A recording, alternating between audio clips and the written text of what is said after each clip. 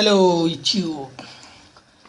ওকে, আমাদের HTML5 বাংলা টিউটোরিয়ালের দ্বিতীয় পর্বে আমাদের মেইন কনসার্নটা হবে, বা আমরা যে জিনিসটা নিয়ে আলোচনা করব সেটা হচ্ছে what is new in HTML5। Actually কেন HTML5 এর নতুন এমন কি, বা নতুন এমন কি ফিচার যে আমরা XHTML বা HTML4 ইউজ করতেছি না, আমরা সবাই HTML5 শিখতে চাচ্ছি। সো আসলে HTML5-এ XHTML এর সমস্ত ফিচার্স আছেই, তার ছাড়াও নতুন যে ফিচার্সগুলো অ্যাড হয়েছে বা নতুন যে আইটেমগুলো অ্যাড হয়েছে, যাতে ডিজাইনাররা বা ডেভেলপাররা অনেক সুবিধা পায়, সেসব যে জিনিসগুলো অ্যাড হয়েছে আজকে আমি সেই জিনিসগুলো নিয়ে আপনাদের সাথে আলোচনা করব। সো ফার্স্ট আমরা দেখবো যে সিমেন্টিক এলিমেন্ট।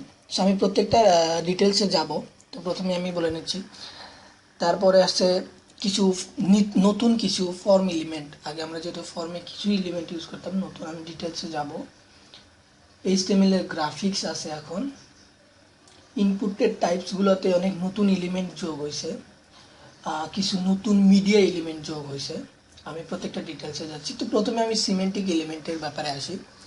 সিমেন্টিক এলিমেন্টটা আসলে কি? তো যারা এখন এই পিকচারটা দেখতেছেন তারা কিন্তু অটোমেটিক্যালি বুঝতে পারতেছেন যে প্রথমে যে ডিজাইনাররা যখন কাজ করতো তখন ডিভ নিয়ে নিয়ে কাজ করতো। Div id, header, div class name, div sidebar, section, article, footer, everything একটা ডিভে ডিভে ডিভে ডিভে নিয়ে কাজ করতাম। এখনও অনেকেই কাজ করে।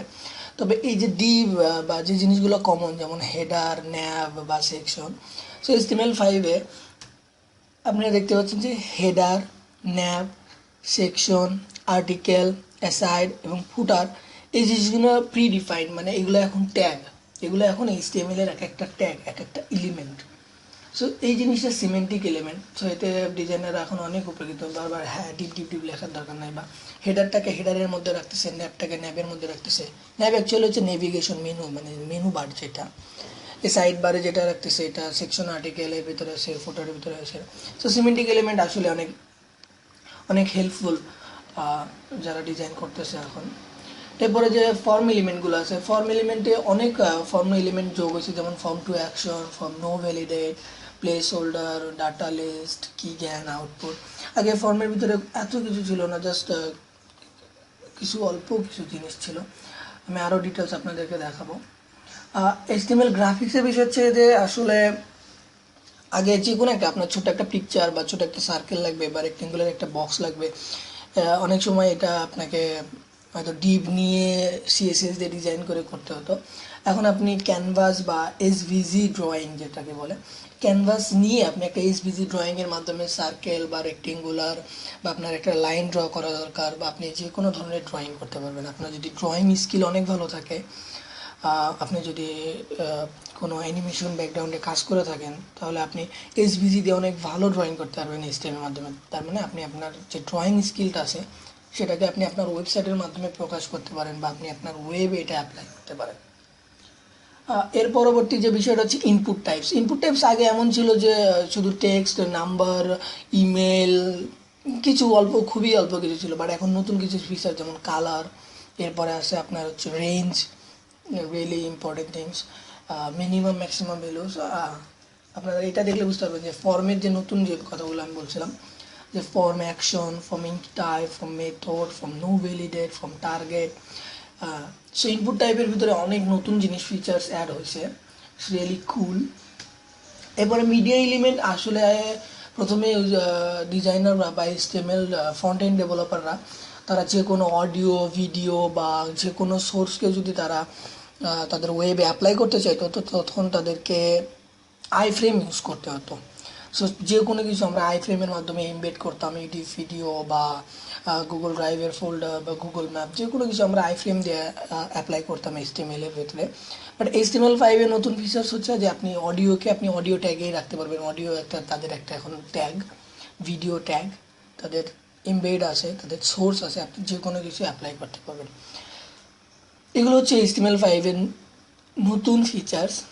এছাড়াও যেমন হচ্ছে যে আপনার ডক টাইপ ডিক্লারেশনটা একটু চেঞ্জ হয়েছে। আগে ডক টাইপ ডিক্লারেশনের জন্য অনেক কিছু লিখতে হতো, এখন ওরকম কিছু লিখতে হয় না। আপনি এখন ছোট্ট একটা জাস্ট ডক টাইপ HTML লিখলে হয়।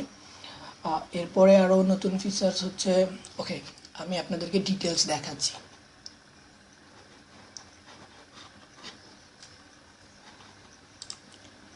সো আপনারা এইখানে দেখতে পারবেন যে এটা ছিল প্রথমে XHTML এর একটা ডিক্লারেশন ফরম্যাট। আপনাকে এইভাবে ডিক্লারেশন করতে হতো পেজ শুরু করার আগে, কোনো কোডিং শুরু করার বা পেজের শুরুতে এইভাবে ডিক্লারেশন করতে হতো।